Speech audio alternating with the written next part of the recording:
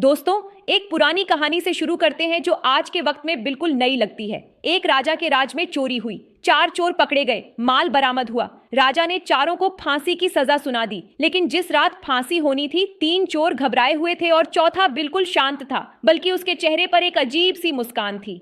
एक एक करके 3 चोरों को फांसी दे दी गई। जब चौथे की बारी आई तो उसने राजा के मंत्रियों से कहा कि मेरे पास एक ऐसी दुर्लभ विद्या है, एक ऐसा बीज है जिसे बोने पर सोने की खेती होती है। अगर मैं यह राज लेकर चला गया तो देश का, राजा का, प्रजा का बड़ा नुकसान होगा। मंत्री चौंके, तुरंत राजा को खबर दी। राजा ने कहा, रुको, उसे मेरे पास लाओ। चोर राजा के सामने पहुंचा और बोला कि इस बीज को वही बो सकता है जिसने जीवन में कभी किसी का हक नहीं मारा, कभी झूठ नहीं बोला, कभी कोई अनैतिक काम नहीं किया। हमने तो चोरी की है, इसलिए हम नहीं बो सकते। जो पवित्र हो वही इसे अपने हाथों से बोए। अब राजा ने अपना हाथ आगे बढ़ाने की सोची, फिर रुक गया। मंत्रियों ने सोचा, वो भी पीछे हट गए। कोई भी उस बीज को नहीं उठा सका। चोर बच गया और सोने की खेती भी नहीं हुई। इस कहानी का सार यही है कि चोर सिर्फ हाथ से नहीं चुराता, वो दिमाग से भी खेलता है। और राम मंदिर में जो चोरी हुई है वो कोई साधारण चोरी नहीं है, ये एक शातिर और सोचा समझा खेल है। नमस्कार दोस्तों, हमारे चैनल पर कुछ दिनों की चुप्पी के बाद आज हम एक ऐसे मुद्दे पर बात करने आए हैं जो सीधे करोड़ों लोगों की आस्था से जुड़ा है। हमारे विश्वविद्यालय के बेहद प्रतिभाशाली पत्रकार अभिषेक उपाध्याय ने अपने यूट्यूब चैनल टॉप सीक्रेट पर जून के पहले और दूसरे हफ्ते में कई विस्फोटक खुलासे किए। मुख्यधारा का मीडिया जितना हो सके इस मुद्दे को दबाने की कोशिश में लगा रहा, लेकिन कुछ अखबारों ने और कुछ स्वतंत्र पत्रकारों ने मिलकर इसे सतह पर लाने का काम किया। अयोध्या के साथ हमारे चैनल का रिश्ता 20 से 25 साल पुराना है।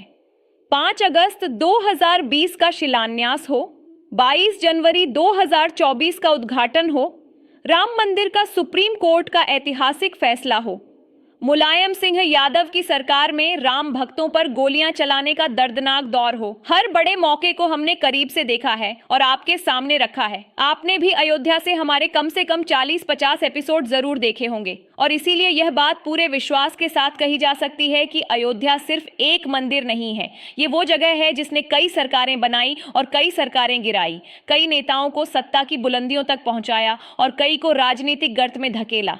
लेकिन एक बात हमेशा से होती आई है जो बहुत गहरी चोट करती है। अगर आप राम भक्त हैं और अयोध्या में किसी गड़बड़ी पर सवाल उठाते हैं तो आपकी आस्था पर ही सवाल उठाया जाता है। जैसे देश में प्रधानमंत्री पर सवाल उठाना राष्ट्र विरोध माना जाता है, वैसे ही राम मंदिर पर सवाल उठाना सनातन विरोध मान लिया जाता है।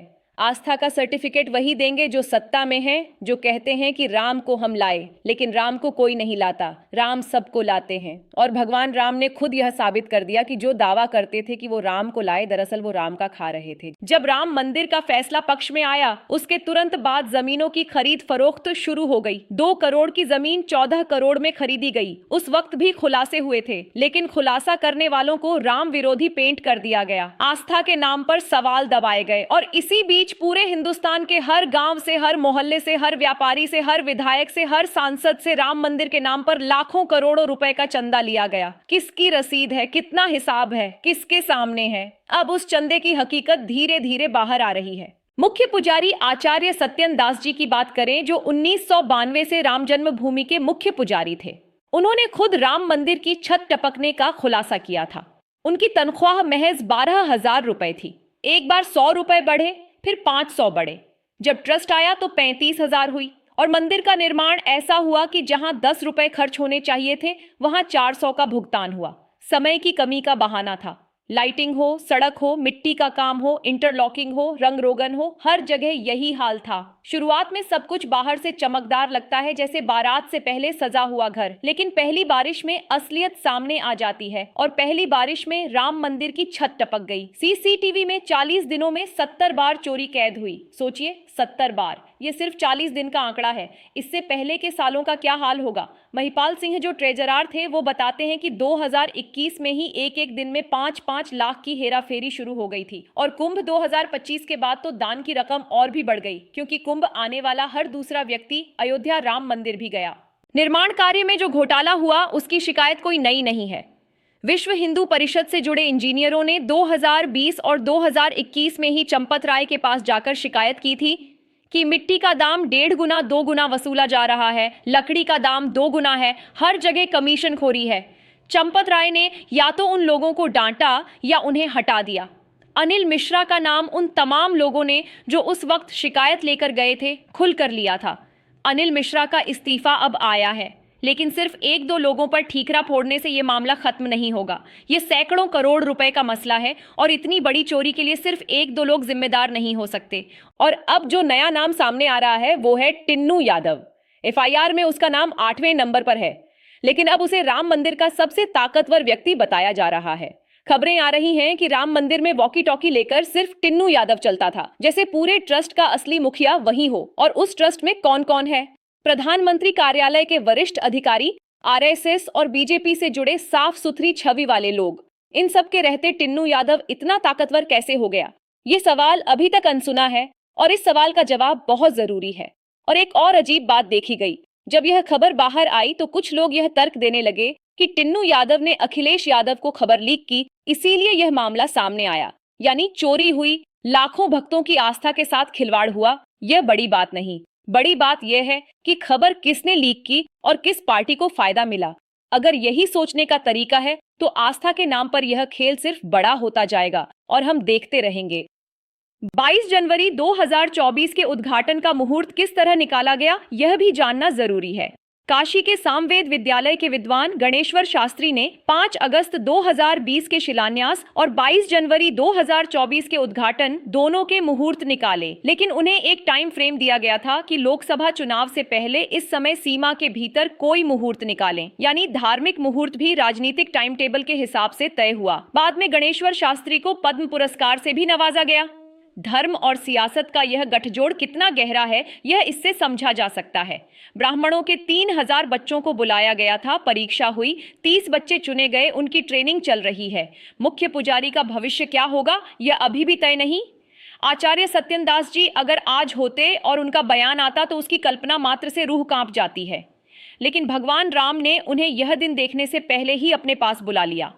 1992 से उन्होंने वो दौर भी देखा जब तंबू में भगवान थे और वो दिन भी देखा जब करोड़ों की लागत से बना मंदिर भव्य रूप में स्थापित हुआ। अब बात करते हैं उस सबसे जरूरी सवाल की। अगर सच में पारदर्शिता चाहिए, अगर योगी सरकार वाकई दूध का दूध पानी का पानी करना चाहती है, तो 2019 में राम मंदिर का फैसला आने के 3 महीने बाद से 2025 दिसंबर तक अयोध्या के रजिस्ट्रार ऑफिस में जितनी जमीनें 1200 स्क्वायर फीट से ज्यादा की खरीदी और बेची गई हैं, उन सब के खरीदार और विक्रेता के नाम सार्वजनिक कर दिए जाएं।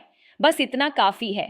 पूरे अयोध्या के सरकारी ठेकों का, निर्माण कार्यों का, भुगतान का पारदर्शी हिसाब सामने आ जाए, सब कुछ अपने आप खुल जाएगा। किस तरह के लोगों ने किस तरह से इस पूरे मामले से अपनी जेबें भरी, यह सामने आ जाएगा। मंदिरों में चोरी कोई नई बात नहीं है। अन्नपूर्णा मंदिर की मूर्ति चोरी हो गई थी। गोपालगंज के थावे मंदिर से माताजी की मूर्ति गायब हुई। मंदिरों में दान पर विवाद नया नहीं है। ईश्वर से डर नहीं लगता क्योंकि ईश्वर का डर दिखाया जाता है, महसूस नहीं किया जाता। अगर सच में डर होता तो भगवान के घर में यह सब कभी नहीं होता। और जो खुलासे अभी आए हैं वो तो बस हिमखंड की नोक है। असली कहानी बहुत बड़ी है और अभी और परतें खुलनी बाकी हैं। इस पूरी कहानी का सार एक वाक्य में यह है: धर्म गरीब, लाचार और सच्ची आस्था रखने वाले लोगों के लिए आदर्श, परंपरा और विश्वास का प्रतीक है। लेकिन जो सत्ता में है, जो संपन्न है, जो सुविधा भोगी हैं, उनके लिए धर्म एक व्यापार है, एक व्यवसाय है, अभिमान का साधन है। और यही अयोध्या में हुआ। राम के नाम पर वोट लिए गए, राम के नाम पर चंदा लिया गया, राम के नाम पर जमीनें खरीदी गई, राम के नाम पर ठेके लिए गए और राम के नाम पर ही बोरों में नोट भरे गए। लेकिन राम मर्यादा पुरुषोत्तम है, उनकी मर्यादा ने आखिर यह सब सामने ला ही दिया। नमस्कार।